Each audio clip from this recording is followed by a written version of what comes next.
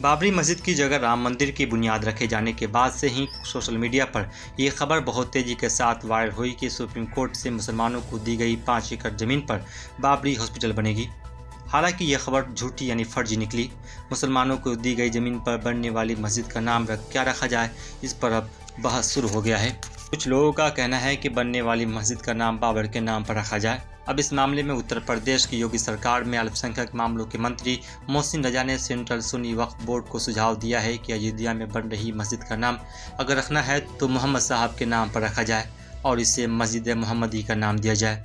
मोहसिन रजा ने कहा कि इस देश में बाबर के नाम पर कोई भी चीज़ स्वीकार नहीं होगी, वह मस्जिद हो या फिर कोई और चीज़, क्योंकि बाबर ने कोई अच्छा काम नहीं किया। बाबर के नाम पर मुसलमानों के सभी फिरके भी एक मत नहीं होंगे और हम भी तो स्वीकार नहीं करेंगे। मोहसिन रजा ने कहा, जैसे मर्यादा पुरुषोत्तम राम पुरुषों में उत्तम है, उसी तरीके से पैगंबर मोहम्मद साहब मुसलमानों में महापुरुष हैं और उन्हें हिंदुओं में भी उतना ही सम्मान प्राप्त है। इसलिए अगर मस्जिद का नाम रखना ही है तो उसका नाम मस्जिद मोहम्मदी रखा जाए। यह मेरा सुझाव सुन्नी वक्फ बोर्ड को है।